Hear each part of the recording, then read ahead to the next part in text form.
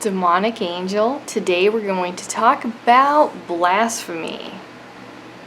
Very popular subject, and probably one that I get asked about when people are wondering if they should really get into the left-hand path. A common kind of thing that I'll hear is that people will say, I've read occult workings, I've read Anton LaVey's Satanic Bible, I'm interested in Thelema, any kind of left-hand path kind of thing. And, they'll say, I've looked at it for years, but almost like a fantasy to people where they enjoy thinking about Satanism or anything on the left-hand path, but they're afraid that God or organized religion will have some kind of retribution in store for them, so they don't ever take it into actual ritual practice, really own that belief. It's more just it's more of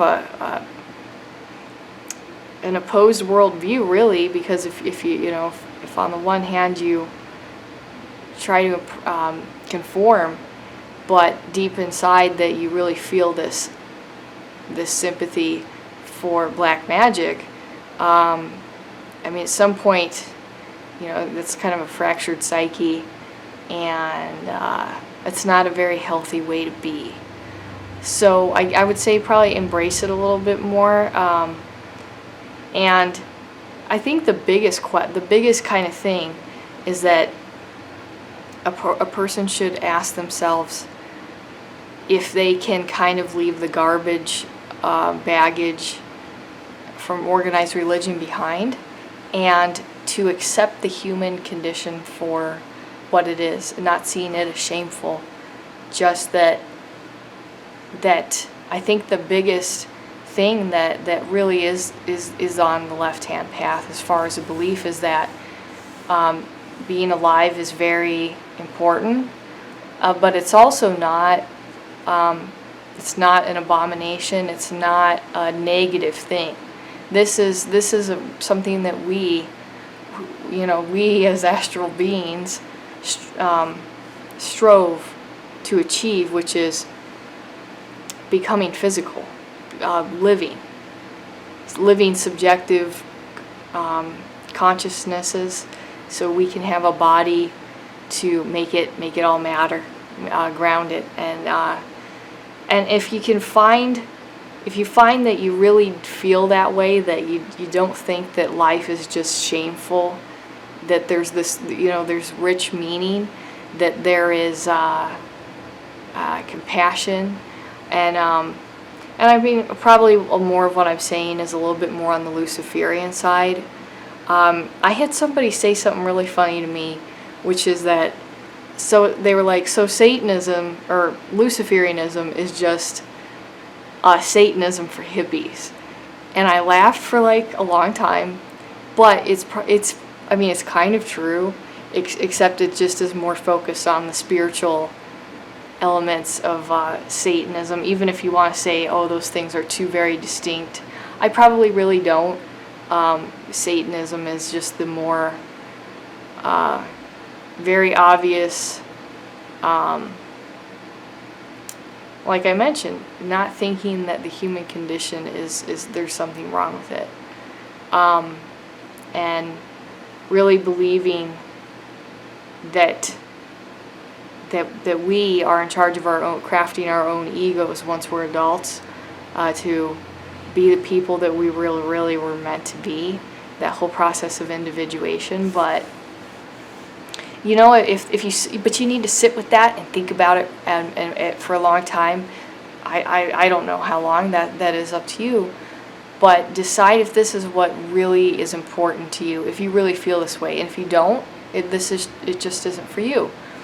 But if it is, and you feel that way, then I recommend starting with all those things like meditation, and that's because you're just removing all these other ritual aspects from it and trying to master your own mind a little bit. I wouldn't really say master exactly, but you're getting more familiar with these altered states of consciousness, without the props of ritual. And then you can incorporate things like that. But yeah, for me personally, I would say that when I first started to draw Lucifer's sigil, the sigil I use I'll include in a link below. But I will draw that, and I like to wear all silver, different things like, I've dedicated some fasts to Satan because it is kind of a way to say, I'm going to cut myself off from this one great indulgence, commonplace pleasure, which is eating, and by doing so, I'm going to get a little bit healthier, and then I could stay attached to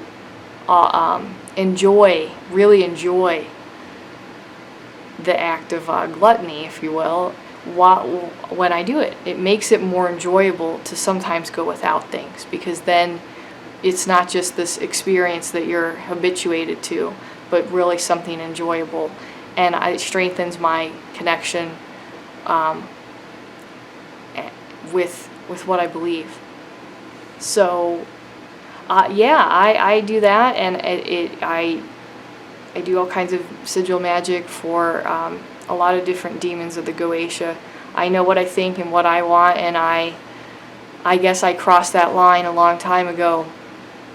But I also know that I think that people kind of get into it and they want, like blasphemy is just this heightened kind of fantasy that they want to have, but there's so much more to it than that. I mean, it's more of a lifestyle. It's more of a philosophy than just wanting to have this one time and say,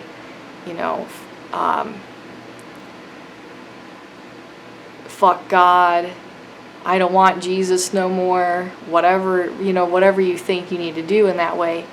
But like I said, there's so much more to it than that. That is part of a draw for me. I grew up in a town where I wasn't accepted, and I've kind of kept that emotional motivator so that I can, it's a personal connection with my distaste for organized religion, but I also believe that whatever I'm invoking, even ranging from saints, as I still kind of use that system of I can draw on that if I need to. I'm just trying to tap into that current of energy, make that manifest in my life, and I'm not practicing Satanism or Luciferianism with any kind of care about what anybody else really thinks about it too much. I mean, I share it here because there's very small fringe group of people that would understand what I'm saying. So, there's just so much more to it than that. But, I mean, once you do it, once you really, in some small way, you want to take that step and you really believe that the physical plane, that the fallen angels of the Goetia, that they wanted us to be here for this human experiment, that our free will, us wanting to taste from the tree of life, I mean, which is also why we die, the tree of death, goes all that way, but that no matter what happens, you really have that understanding of how important this is. So, it's very thrilling. All the fallen angels, they do different things, like teach philosophy, literature, and it really just makes you develop a better appreciation for that. But if I get something in my mind, like I want to work with Dantalian, and obviously all of these spirits of the Goetia, they talk about their associations with Satan. So they're a branch. They're part of this, obviously, and they teach you that kind of thing. But first, the desire has to be there. So if let's say I wanted to do a spell for somebody, and we're talking about Dantalian because of his associations with psychological kind of manipulations, then I kind of let that build in my mind, kind of envision what that's going to be, and then I put that into action through a spell. And then I let go of the feelings as they build up. I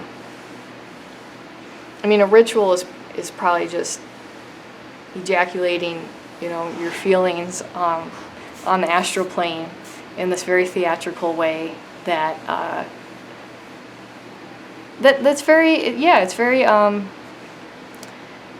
it's very dramatic, and it sends a point. It increases the chances of something that you want happening, because the drama does attract that energy and the hype to it. So if you feel that way, but yeah, it shouldn't be a primary. I don't think it should be a primary reason for anybody to get into the left-hand path, Satanism. It's just I hope you can find a way that you're mature enough to handle that, and that's not the first thing that you want to do as a new practitioner. Is just, the people who want to sell their souls to Satan. That's not going to happen.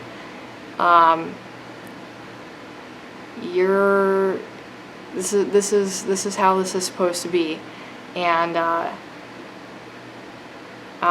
basically, those kinds of things are unrealistic. The expectations of just selling your soul to Satan and having some kind of complete change in your life, it's very lazy, because real change comes with you, and then you can match that up to what you're trying to achieve. So anyway, I think that about wraps up my rant for today, so I'll talk to you guys later.